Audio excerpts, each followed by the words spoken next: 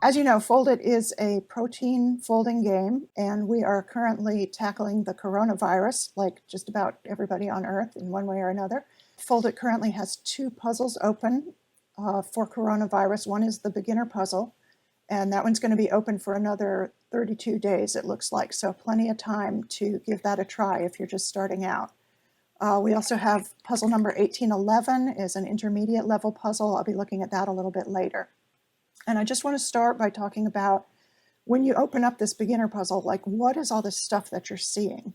Now, I should have probably put my screen on like default settings. Let me pull up view. So first thing I want to mention is that when you start playing Foldit, you get a very basic view menu. And there's a view menu available that has a lot more options on it. I'm going to be using that one today. And you can find that under menu options. You can turn on advanced GUI, and then you'll get the advanced view menu, which has all these things on it that I'm going to talk about. There's an option for dark background, and I like that because the white background's kind of glary. So I've got dark background turned on. And then as we look at the protein, we'll talk about what these other things are. So what I'm looking at, this is when you first open up the beginner puzzle. You've got this gray squiggly thing, and probably your protein is not blue and yellow when you start. Let me put that back to the default. Green with blue and orange. Yeah, that's probably what it looks like. Okay, so the gray thing is a part of the real coronavirus. It's part of the spike protein that sticks to human cells. And the goal of all the Foldit puzzles we've seen so far on coronavirus is to stick something to this spike protein so well that it won't be able to stick to the human cells anymore. So we're gonna fill up the sticky spot with something new that we design in Foldit. And the part that you get to work with is the colorful part. So first let's look at this gray thing. There's some side chains that are gray, and you don't get to change those at all. You don't get to move them or change what they are. And there's some that are blue and orange. They look like the ones you saw in the tutorial. So the blue ones are hydrophilic, the orange ones are hydrophobic. And the fact that they're colored means that you can move them. You can't change what they are because coronavirus gets to decide what side chains it has. We don't get to decide that, but you can move them. When you run, shake, and wiggle, those will operate on these side chains. And also the colored side chains mark the spot on the corona protein that we want to stick to. So like if you fold up a great protein, but you stick it to this gray edge here, it's not going to help because it's not going to keep the coronavirus from sticking to human cells. This is the spot where it sticks to the human stuff, and this is the spot that we want to fill up. Then you've also got this colorful protein here. It is currently made all out of helixes or helices. This is an actual piece of the human protein that the coronavirus normally sticks to. And it's in its actual position. So like inside the cells of a person who has this virus protein is actually sticking to this protein. And the reason that's interesting is that it tells us where we need to stick our protein, basically. This is like a model of what we're trying to replace. And the simplest way to replace it is just to start with this guy and change it a little bit. But we're going to talk about some more involved ways to change it as well. There's a few things that make a good solution. And different people have different priorities. To my mind, the top priority is that your protein has to look like a protein. It has to be something that will actually fold up. So you want to make sure that the protein you fold is either like a bundle of helixes or a bundle of sheets or a mixture of the two. No really long loops in it. The loops are the parts that connect the sheets and helixes together. You want to keep those short because if they're long, the protein can be floppy and it won't fold up in a reliable way. So my top priority is that it looks like a realistic protein. My second priority is there are atoms on some of these side chains that can form hydrogen bonds. And you worked with hydrogen bonds in the tutorial campaign, and several of the puzzles there, you saw them. They're these blue and white candy canes are the hydrogen bonds. And the funny thing about atoms that can make hydrogen bonds in proteins is that they really, really want to make them. And if they can't, they're unhappy and unstable. And we don't want that. I'm just going to move this away a little bit. When this virus protein is in your cell and it doesn't have anything stuck to it, these little gray tips and the purple dots, the red dots, the blue dots, They all want to form hydrogen bonds, and they can hydrogen bond with the water that's inside your, it's actually, I guess, not inside your cell yet because it hasn't attacked yet. So it's in your body, but it's not inside the cell. But there's water there, and the water will hydrogen bond to anything that the protein has available to hydrogen bond to. That's a stable arrangement. If you cover up some of these, let me move that back down. If you cover up, say, this orange one down in here, it's got a gray tip. I'll tell you how to turn that on in a minute, which is a hydrogen atom, and it's got a purple corner. Both of those want to form hydrogen bonds. And if you fill up this space with protein, the water can't get in there anymore. And so you have to provide something on your protein to bond to those guys, or else they're just going to push your protein away. So bondable atoms that don't have bonds, the scientists who run Foldit have thought of an acronym for that. They call them BUNS, which is bondable unsatisfied atoms. And BUNS are bad. We want to get rid of them by giving them something to bond to. Otherwise, they're going to push our protein away, and it won't stick, and it won't keep the human protein out of there. Okay, let me back up a little and talk about how I made these things visible. So I turned off, there's a lot of stuff that's on when you start the game. They like to show the clashes, which are the red spiky bits, and they show the exposed, which are the yellow glowy bits, and they show the voids, which are the soft red pulsy bit. I find all that stuff distracting, so I turn it all off. No clashes, no exposed, no voids. I do want to see some of the hydrogen bonds. I definitely want to see the ones on the side chains. I often show the ones on the loops as well, and sometimes I show the ones on sheet. So let me turn on for a moment show bonds helix. They're going to pop up right there. So every hydrogen bond that currently exists in this screen that touches a helix is now turned on. Most of those are ones that are bonding the helix to itself, but some of them might be bonding, like here's one bonding a side chain to the helix. So any of them that has one end or the other on the helix lights up when I turn that on. And the loops, again, are anything that's not helix or sheet is loop. So here's a skinny part holding these two helixes together. That's a loop. And right now I have bonds for loops showing, which means any hydrogen bond that exists in the screen right now that touches a loop at either end is turned on. When you have the side chain bonds turned on, all of the hydrogen bonds that touch a side chain on either end will be turned on. So obviously those sets overlap a little bit. Like if there's a bond between a side chain and a helix, you can see it either by turning on helix or by turning on side chain. It'll show up either way. There's another thing that is implicitly affected by those settings, which it's not at all obvious that it is.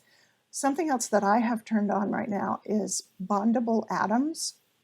And that's what's showing me these red dots, blue dots. And the red dots and blue dots are bondable atoms on the protein. Look at the ones, say, on this side chain right here. This blue side chain it's got a red over here, it's got a blue over there. I'm going to turn off side chain bonds. And look, my bondable atoms on the side chains disappeared too. I can still see bondable atoms down here on this loop because I have hydrogen bonds for loops turned on in my view. But I lost the ability to see them on the side chains because I turned off hydrogen bonds for side chains. So you have to have both those things on. You have to have bondable atoms and the appropriate show bonds selection turned on in order to see the bondable atoms on the side chains. And the other thing I have turned on, there's a little menu over here, view hydrogens, and by default, it hides all the hydrogen atoms, but I like to show the bondable ones. I'm going to click show all, and whoa, way too many. I don't like that setting. So I keep it on show bondable because those are the only ones that I'm actually having to think about. I have to really think about the bondable atoms that are on these side chains in the virus that I'm going to have to satisfy in order for my solution to be successful. The rule for bondable atoms, red will bond to blue, blue will bond to red, purple will bond to either one. Usually the reds don't have a hydrogen hanging off them and they want one. They're called acceptors, like these two reds. These are oxygens. They don't have a hydrogen. They would really like one. And this red is bonded to a blue, which is providing a hydrogen that they're sharing. That's what the hydrogen bond is. They're sharing a hydrogen because the oxygen wishes it had one, the nitrogen has more than it needs, and so they're they're sharing. The purple ones, like this guy, this purple is, he's technically a red, he's an oxygen, but he has a hydrogen to share. So he can share with a red that doesn't have one, or he can be shared with, he can be donated to by a blue that has one. He can make either kind. The scientists have said that it's best to, on a side chain like this, to make both hydrogen bonds, both use up this hydrogen by sharing it with something and also share one with this purple corner. That's really hard to do. It's hard to get all the bondable unsatisfied atoms satisfied. Let's see, one of the scientists said in the chat that probably sharing this hydrogen is a little more important than satisfying the purple corner if you can't get both of them, but ideally they'd like to see them both satisfied. Okay, so looking at this groove, there's kind of a groove in the, let me move this guy again. There's kind of a groove in the virus protein that we want to fill up as much as we can, but I want to look at the side chains and think about how feasible that is. Like if I could build a stable protein that completely filled up this groove, what would I be covering? Because remember, my second priority is don't leave any unsatisfied bondable atoms. This is a tyrosine. I'd be covering up this guy, so I'm going to have to put a side chain near it that can bond to it, hopefully two, one to satisfy the purple and one to use up the hydrogen. There's a bondable here, but he's already bonded to something on the virus, so I don't have to worry about him. There's a bunch of blues over here. Usually the blues are next to the water. They're called hydrophilic because they love water, because they love to make hydrogen bonds to the water. If I cover up these blues, like here's a red bondable, I could probably put a side chain that would satisfy that one. But look at this guy here. He's got 5 hydrogen atoms hanging off him. If I cover that one up, I'm going to have to provide 5 bondables to satisfy those guys. And I have never been able to do that much. Actually, it looks like one of them's satisfied over here. That's this one. It's already satisfied on the virus, but there's still 4 of them that I would have to satisfy. That is more than I can do. So I'm going to try and not cover up that guy. And that tells me immediately I'm not going to fill the entire groove. I'm going to concentrate on the part that I think I can handle. And that's going to be more over here where the oranges are, because there's just less bondable stuff. This guy's got 3 bondables, but they're kind of pointing outward, like towards the water. So as long as I don't wrap around them, they probably can still bond with the water, and that'll be okay. So I'm going to concentrate on filling this orange area and staying away from this big mass of blues that I don't think I'm going to be able to satisfy them all. And then my third priority for designing a binder for this is I need some oranges to stick to these oranges. In the tutorials, you learn that hydrogen bonds stick things together, and that's true. But if I only make hydrogen bonds, like if I only get blues close together, the virus can stick to my protein, but it's not any better than just sticking to the water. So my protein's not stickier than the water. It's like a trade-off, you know. So yes, hydrogen bonds stick things together, but not better than the water does. So in order to do better than just being in the water, I really need to get some oranges near these oranges. I'm not sure how much they cover that in the tutorial. That would be a really good thing to cover in the tutorial if it's not already in there. In order to stick 2 things together, you've really got to get some oranges close together. The oranges are called hydrophobic because they like to be away from the water. When they stick together, it's called hydrophobic interaction. Maybe they'll think of a great acronym for that one day. Anyway, so you need to get some oranges on your protein that's going to stick to those oranges. I'm going to switch, there's a color menu up here. I'm going to switch back to hydro, which means just color it orange and blue rather than score. Because when I'm starting out, I don't even pay attention to the score. Okay, let me put this back in its spot. Okay, this is the default spot. I'm using the move tool, by the way. Used that in a couple of the tutorials, and I'm turning it on and off with a hotkey, which is 3. You guys, I think, learned to use the pie menu to bring that up. I don't actually use the pie menu anymore. And one other thing I should mention is there are 2 different GUI interfaces. The one that you learn in the tutorials is the standard one, the original one, I think it's called original. And the one I use is the selection interface. And the selection interface is a little hard to learn. It's got a real learning curve associated with it because it hides the tools until you're allowed to use them. So you can't like see a tool and say, oh, maybe I'll try that. You like have to click on the right stuff before you can even find what tools are available. So there's a learning curve, but a lot of vets like to use the selection interface. You can get to that in menu, I think. I think under menu, you can switch back and forth between the two. So the question from chat is, would we like to design something that's shaped like a claw with a central hook? Does that make sense as a design strategy? I think it might. So what I'm envisioning from that is a claw that would kind of maybe wrap around this skinny part. I'm not sure if that's what the player was asking. And then a central hook maybe down into these oranges. That would certainly make sense. A lot of people like to try and wrap stuff around. And honestly, when I kind of dig around, there's an online resource called the Protein Data Bank that has like all the proteins that have been solved so far. They have images of them, and you can open it in a viewer and like spin it around and look at it. So I look at real proteins just, to get familiar with their shapes and stuff. And I don't see a lot of wrapping around. Certainly not all the way around. Like you wouldn't want to make a loop that goes all the way around the virus protein. That would not work in real life. But making something that's maybe moon-shaped or crescent-shaped, if that's what you mean by a claw, I think is a great strategy. It's just a question of, can you get some oranges close to these oranges, and can you satisfy any bondable atoms that you might cover up with that claw? The more of the virus you try to cover, the more bondable atoms you're going to have to satisfy, and the harder it gets. And the more you can do of that, the better. Definitely, if you can cover a lot and satisfy a lot of bondable atoms, that'll be a great binder. It'll stick really well.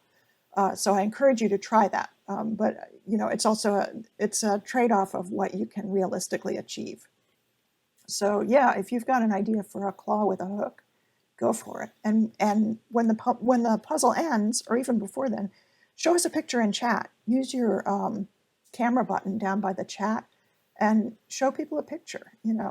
I mean, a lot of times we wait till the puzzle ends so that we're not giving away our great ideas. But especially for coronavirus, we need to learn from each other. We need to share ideas. There are people that could use some starting points, so go for it. So let me I didn't really think about a strategy for getting started on this puzzle. I was mostly thinking about pointing out all the bits and pieces. So I could start folding this. I think maybe I'll do that.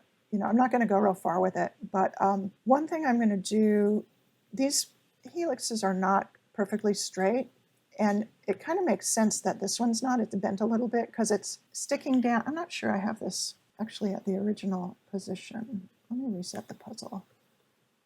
I don't start looking at the score until after I make my whole shape and kind of figure out where I'm putting it, because, well, I use scripts. So I hand fold at first, which is what you learn to do in the campaign. I use all the tools to change the shape and change some of the side chains and so on. But after that, I'm going to run a bunch of scripts. They're also called recipes, and you find them in the cookbook. And that's going to give shake and wiggle and maybe mutate some of the tools of the game. It's going to give them a chance to move the protein around by little bits and find ways to make it score better. And that's going to do a better job than I could do by hand at bringing the score up. So when I'm hand folding, I'm not worrying too much about score. And certainly when I first make a change, like when I first make a new hydrogen bond that I've been trying to make, I just expect the score is going to go down. I don't worry about that. I do periodically shake and wiggle, because shake and wiggle are both really good at bringing the score back up after I make a change that brings it down. But that kind of give and take, like I fix one thing that's important, makes the score go down, doesn't bother me. I run shake and wiggle, brings the score back up, right? And then I can see, did I bring it up more than I brought it down? And I kind of pay attention to that. But the fact that when you make a valuable change, it initially brings the score down, I don't think is bad at all. I always shake first, wiggle second.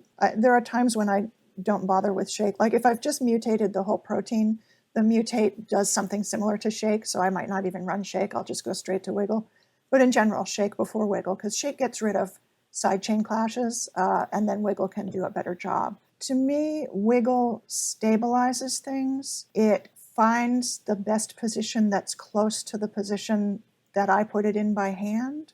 It's an optimizer. If you hit wiggle and it makes a huge change, like it pushes your protein way far away, that means that you had it in a really unstable place to start with. And then you want to undo that wiggle and set your clashing importance way low and wiggle while you bring the clashing importance slowly up. That's something you learn to do in the campaign. As to how often I run it, I'll usually make say 1 to 4 hand changes in between wiggles. You know, I might make one hydrogen bond over here and then work on making one over here. And once I've got both of those, then I'll do a shake and wiggle to stabilize things and bring my score back up into, you know, not way negative before I make more hand changes.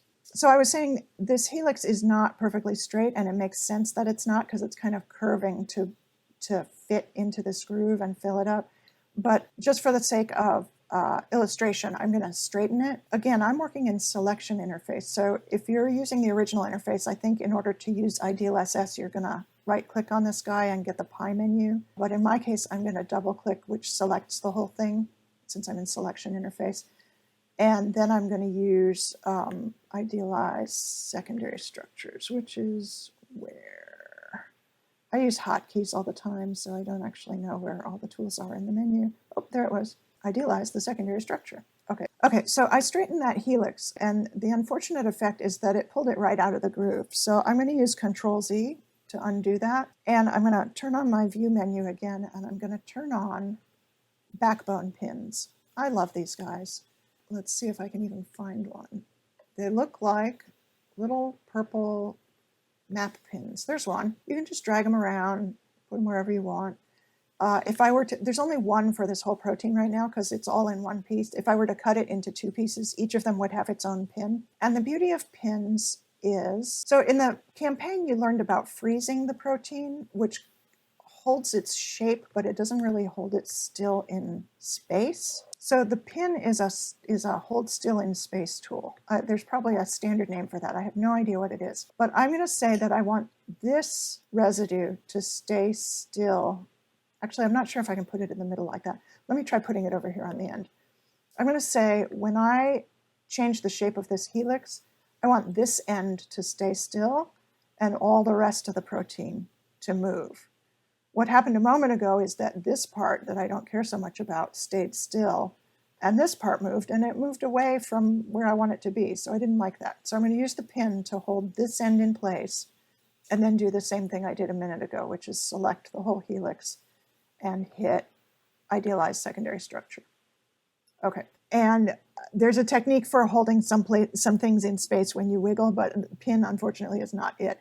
But pin works with idealized secondary structure, and it works with when you change the shape by moving things around in the Rama map, which is a really advanced technique that I'm the only person who's ever admitted to actually doing it. I don't know if other people do or not, but let's just explore that question. So to answer the question that came from chat, the pins are available not just in the black background, but in black or white background and original or selection interface. Gotta have advanced GUI on. If you're done with the campaign, you're ready for advanced GUI. Okay, I kind of lost my train of thought. Oh, I was trying to straighten that helix.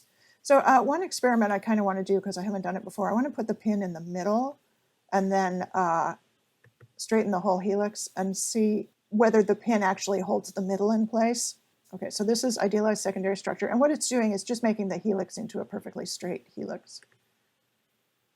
And it did, in fact. The pin held this middle piece in place, this end moved, and that end moved, but the middle stayed where I pinned it, which is just what I would want. So thank you, developer who wrote the pins. You did a great job. I love this tool. So the good thing is my helix stayed in the groove. The bad thing is that, like, the rest of my protein came in, you know, completely clashed with the virus protein. So I'm going to have to move that. And I'm going to take that as an opportunity to use the blueprint tool, because that's really useful. There's something up here in the objectives called ideal. Oh, no, there's no objectives in the beginner puzzle. Okay, beginners, you are spared the grief of objectives. But they also give more points. So, you know, it's nice when you have them, if you can meet them. When we get into the intermediate puzzle, there's an objective to keep your loops ideal. And ideal is one of those words in Foldit that has like 3 completely different meanings. So an ideal loop is not the same as an ideal secondary structure. But blueprint is the tool that you want to use if you want to have ideal loops. So what I'm seeing is I like where this helix is, I don't like where that helix is, and I want to move it kind of counterclockwise. Like I want it to be over here, so it's not going right through the virus protein. So I'm clicking on the blueprint tool. It brings up two things.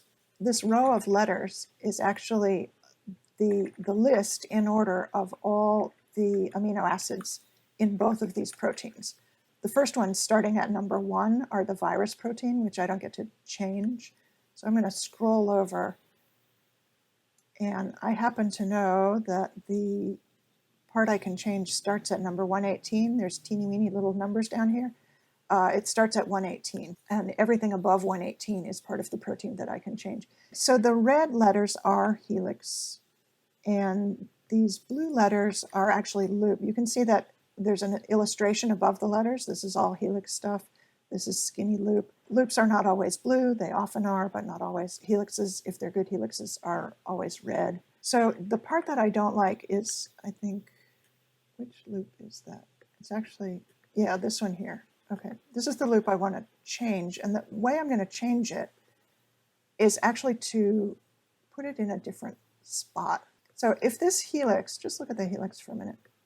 The loop comes off the helix down here at, the way I have my screen turned at the moment, it's like 7 o'clock, 6:30, something like that on the clock face. But if the helix continued around a little further and the loop started here, then this protein would be up here, which is what I want. So I actually want the helix to go one more amino acid further and the loop to start after that. In order to achieve that, over here in the building blocks, these are Legos that you can grab and put onto these letters. So I'm going to grab the all helix Lego, which is red. I'm going to bring it down here, and you can see this N is highlighted. That's the beginning of my loop that I don't like. And I'm going to cover that up with the red helix. I'm not going to cover the whole loop because I don't want it all to be helix, but I'm going to cover the N with red helix Lego and then let go. I'm doing that because I want to move the loop one more amino acid around the circle of the helix. Let me back up and say that again. So when I like where this helix is. This one is crashing into the virus, and I don't want that. And I could just grab it and pull it, but what I'm going to do instead, think about the one I like as a clock face. I want to move this one that's in a bad place counterclockwise around that clock face. That's the direction I want to move it. And so in order to do that, I'm going to make the helix one amino acid longer. So that's when I come to the building blocks and I pick up the building block that's all helix, right? It's all red. The pictures above it are all coily helix. And I'm going to bring it down. The N in my list of letters that's highlighted is the current beginning of the loop. I don't want that to be the beginning of the loop anymore. I want it to be the end of the helix. So I'm going to drop this helix building block right on there. So that has changed this residue that's still highlighted, it's still the N, into part of the helix. It made it fat, but it also made it helix shaped. It's coily. Okay, so now my loop, though, I took out part of the loop, and so it's not bending the way it was. So I need to put a new loop in. And I'm going to, over here in the building blocks, you can choose helix, helix, helix sheet, sheet helix. I'm joining a helix to another helix, so I'm going to grab a helix, helix. I'm going to click on helix, helix. It's already highlighted. And all the loops that it offers me down in the Lego menu are loops that are good for joining a helix to a helix. I don't know off the top of my head which one's going to be the best, so I'm going to maybe try a few of them out. But each of them starts with red and a picture of a coil above it. That means each of them starts with one segment of helix, and then it adds the loop. So I'm going to want to put that red piece of the Lego on this N, which is my last helix segment. So I'm going to grab this long one for starters. I'm going to put the beginning red part of the building block on the last red one in my helix. And you can, if you look up above, you can see the gray shadow of where my helix is going to move to if I let go of this. And I like that spot, so I am going to let go. And it moved it right up there. Again, I wanted to move it. It used to be over here. I wanted to move it counterclockwise by making this helix longer. So I added one residue to the helix, and then I moved the loop a little further along the protein so that the helix would be in the new spot. Okay, now it's still not cuddled up against the other one like it was in the original, and that's fine. I'm gonna, I guess, maybe use a band to pull them closer once I do wiggle.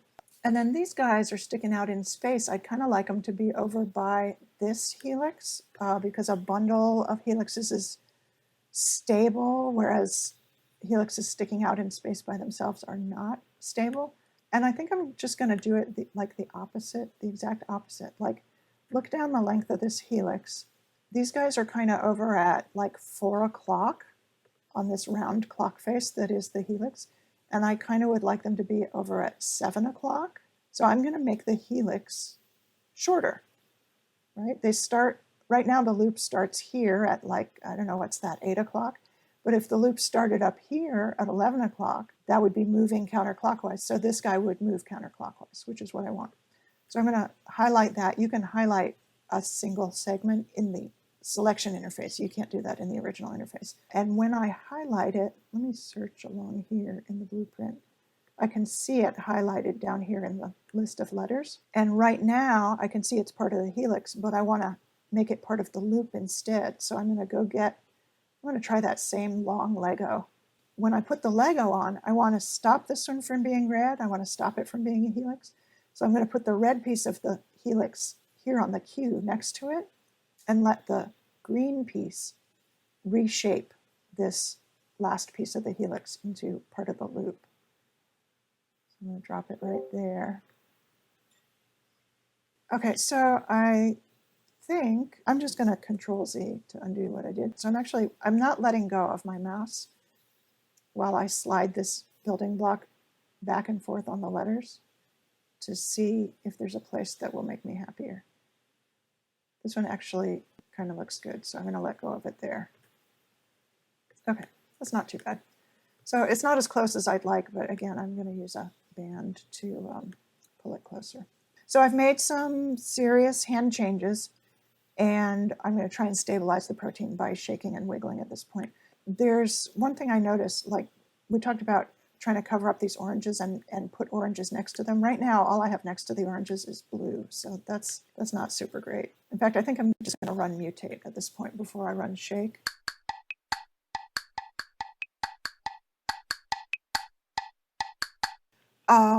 Okay, so I'm actually going to put this beginner puzzle away. Puzzle menu. No beginner puzzles. Okay, so I'm switching to puzzle number 1811, coronavirus binder design number 3. And I don't want AA color. I really want hydro color. Okay. Oh, okay, I've still got the same view. Put back to cartoon. Okay, so this particular, not all the intermediate ones have been like this, but this particular one, it's got the gray virus protein. It's exactly the same protein as we saw in the beginner puzzle. And it's got this section of helix that's also gray. And this section of helix is a piece of the human protein because we know that that does stick to the virus. So you don't get to change the shape of this helix, but you do get 2 sections, one of which is remarkably far away. Why? You do get 2 sections of protein that you get to change, and they're connected to the frozen section by these cut points. And the cut points are gray. You learned about cut points in the campaign. When they're yellow, it means the protein pieces are too far apart or they're mushed too close together and you can't close the cut. When they're blue, you can close the cut, and then instead of 2 pieces of protein, you have 1 piece. These gray cut points, you can't close them. This is the way they like to present these puzzles that are partly frozen and partly not. You'd have to ask the scientists why they like doing it this way. Personally, it drives me nuts. Anybody who's worked a little bit with cut points, the first thing they want to do is close them. They could have, I mean, if I were in charge of the world, I would leave the backbone connected instead of cut and just freeze the parts that are frozen and don't freeze the parts that aren't frozen. Maybe that doesn't work. I don't know why exactly the scientists always give us these. Okay, so but I really wanted to talk about how do I handle this? Because I want to know that the backbone of the part I'm working on is close enough to this helix to be realistic. I want to know that it's at an angle that's realistic. And, maybe Wiggle will take care of it for me, but if I start from a bad place, is Wiggle really going to be able to fix that for me? I don't have complete faith that it will. So this is what I have been doing about it. I'm going to select this whole piece. I'm going to change it to helix, right? I'm assigning a secondary structure. So that should make it fat, okay. And then I'm going to use the ideal SS tool to make it a perfect helix, okay. And I'm going to do the same thing with the other end. And I'm going to use the move tool and the rubber bands to make each of these a continuation of the current helix for starters. I don't have to leave it that way, but I want to start from what I'm confident is a good position. Okay, so I'm going to move it to where it kind of looks like a continuation of the current helix.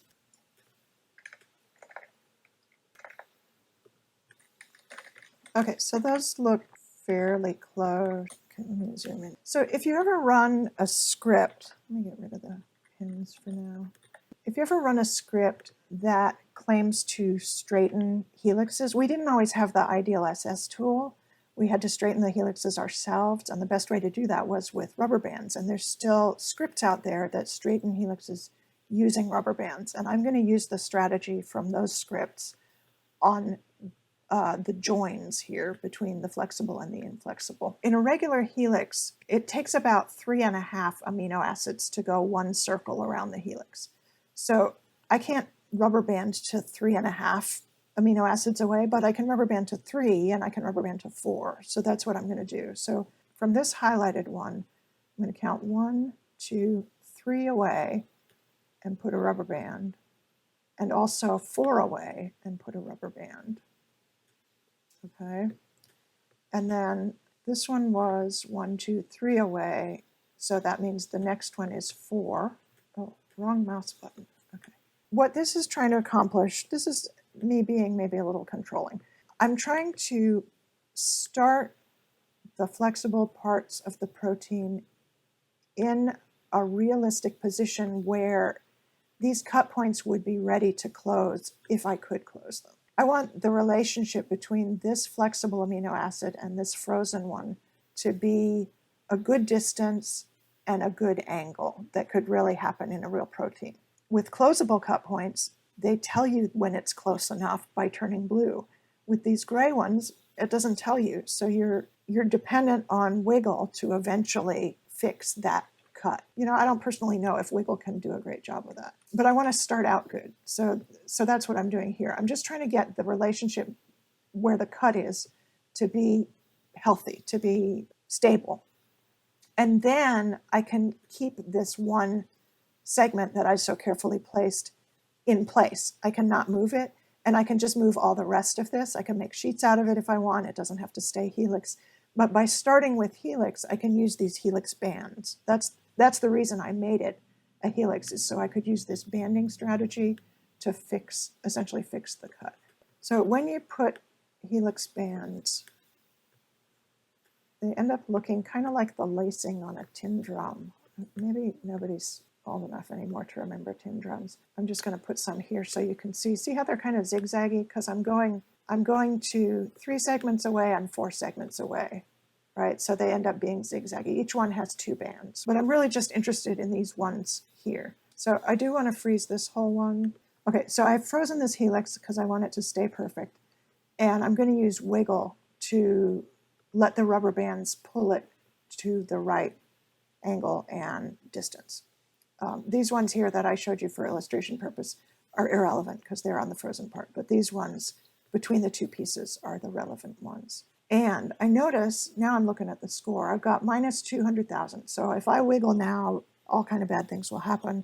I'm going to definitely shake first because I know some of that is from clashes. And while the shake is running, I'm going to bring up behavior because I'm going to want to start at low clash importance because my score is so negative. So this is not the only way you can address this permanent cut point, but this is just my preferred way, so that I know I'm starting from a good position. Because then when I do stuff with this flexible protein, I know that it's not going to get yanked to a new position because I left it in a bad spot relative to the cut.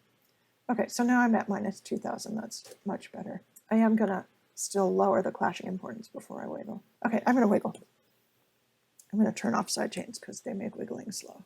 Okay, so my rubber bands here are pulling this helix to a good, realistic distance and angle from these frozen segments. That's my goal. It's wiggled 6 iterations now. That's plenty. So I'll stop there. I don't have to go all the way to the when wiggle gets stuck. So I'm going to unfreeze. I'm going to remove the bands. And then anything that I do to the rest of this, I'm going to try and not move this piece because I know it's a good distance away. If I were to start changing this to sheets or something, I wouldn't want that to get moved out of place. Oh, and we have the tool for that, which is the backbone pin. I'm going to get this backbone pin. I'm going to put it on that segment. And now that we've figured out locking, I'm going to right click it to lock it.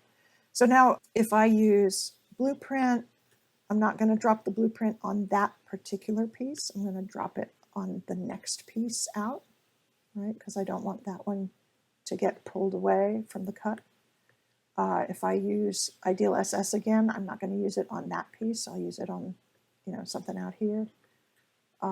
So that's my suggestion of one way out of many possible ways that you can address those permanent cut points. I use a few recipes extensively. I have 6 or 8 recipes that I rely on, and a few of those I run for 24 to 48 hours on a puzzle. So in that sense, I use a lot, but I use them a lot, but I don't have a lot of different ones. Let me pull up my cookbook and we can browse. I'm a pack rat, so I never get rid of a script. So there's lots of things in here I don't use anymore, but I'll show you the few that I do. I'm not, the top scorer on my team, so there are better strategies out there, but this one's pretty, solid for a respectable score. Okay, so there's a lot of scripts whose names begin with TVDL. Timo van der Laan wrote a bunch of great scripts. We had a great programmer named Raven, and you'll see scripts that start with Raven's name. Timo updated those and added great user interfaces to them. So anything that starts with TVDL is worth a try. The ones I like, okay, well this one's called TVDL D Remix W. That's short for Deep Remix Worst. There's a whole ancestry of scripts that started out with Deep Rebuild Worst, and this is one of those. In the campaign, you learned probably the rebuild tool, but that's not available on design puzzles because it can make unrealistic loops.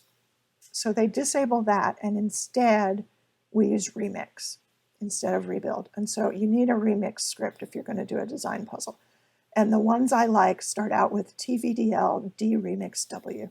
Just find the one with the highest version number that's out there in the public scripts, download that one, and it's solid. Now, it's got a user interface with about, 103 options that you can set. Start out just using it the way it's written and talk to people in chat or read the comments on the website about the recipe, and you can gradually start picking out individual ones that you want to change. Like I've got 5 of them that I always change and I ignore the rest.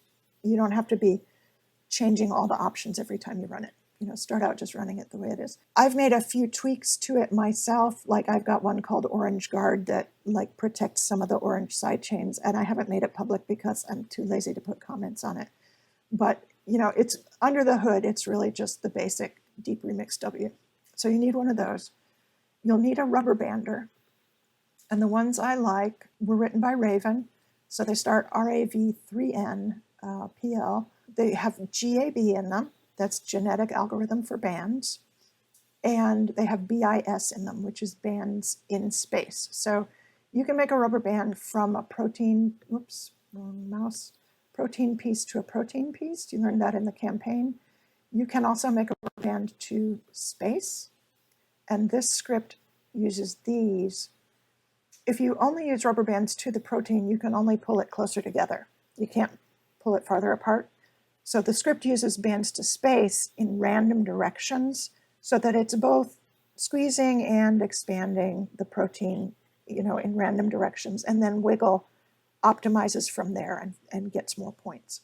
So again, look for Raven, Gab, BIS, and just look for whatever's the highest version number that's out there in the public recipes, and that's a great one to use. There are great banders out there, other ones, but this is just the one I use. When I've made my shape, like I'm done with handwork, that's when I run Deep Remix Worst. And if I have time before the puzzle ends and I can leave my computer running, I'll run it for 24 hours. If it's a big protein, I'll run it for 48 hours because it takes a long time. And it'll just keep churning out. It'll start out with big points and then it'll churn out little bits of points for as long as you can run it. When I'm done with the remix, I run Gab. And again, if I have time, I run it for 24 hours. But if I notice that it hasn't gained in a while, then I'll stop it. So those are the two main ones. And then after that, I do all that. Over here in behavior options, there's something that I don't think is covered in the campaign, which is low, medium, auto. Sometimes we have high, but not usually on design puzzles. So auto is what it comes set at by default. I leave it at that for early game and for mid game. When it gets to late game, like there's only a day left, or I'm almost done, even if there's several days left, I switch to medium. Medium gets you more points, but it also makes your protein get stiff. So you don't want to use it early on. You want to use it later. After Deep Remix, after Gab, I switch to medium. And then my next script that I always use is Cut and Wiggle. And I wrote, I think, the first one of these, and then one of my teammates, Karen, made it better. So the ones that are out there in the public are Karen's. So Cut and Wiggle Forever is a good one. It doesn't really go forever. It just goes for a long time. And it places lots and lots of cuts. It wiggles. It does actually a fuse, which is defined in the FAQ somewhere, I'm sure.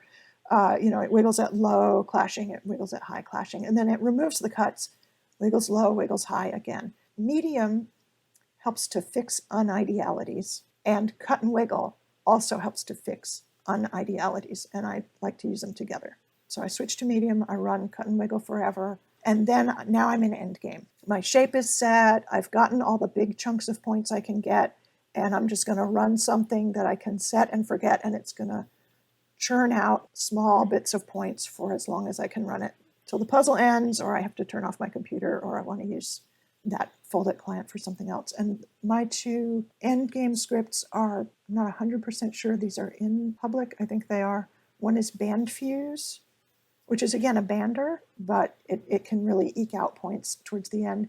And then a Banded Worm Pairs. And anything with worm in the name uses the tool Local Wiggle, or LWS. I don't know what the S is for. Local Wiggle is kind of like medium over here. It will find points that nothing else will find, but it also stiffens your protein. So it's an endgame tool. And there's a lot of scripts that use Local Wiggle that are endgame scripts. And the one I like is Banded Worm Pairs. But anything with worm in the name or LWS in the name is a Local Wiggle script. So those are the ones I use all the time. There's hundreds, if not thousands, of scripts out there, and many, many of them are very good. But that's my small set. So my group is Anthropic Dreams, and if you're interested in learning about it, go read our webpage on the Foldit site and shoot me a private message if you want to join. We usually ask that people fold it at least for a few days before asking to join. Say something in chat when one of us is around. We like to just have a little interaction with people before we invite them. But yeah, we'd love to have new members. We used to be a huge team. We're mid-sized now, I think, but we've got strong folders, we've got strong scripters. We can help you learn the game. Thanks everyone for watching. Until next time, this is Susume, over and out.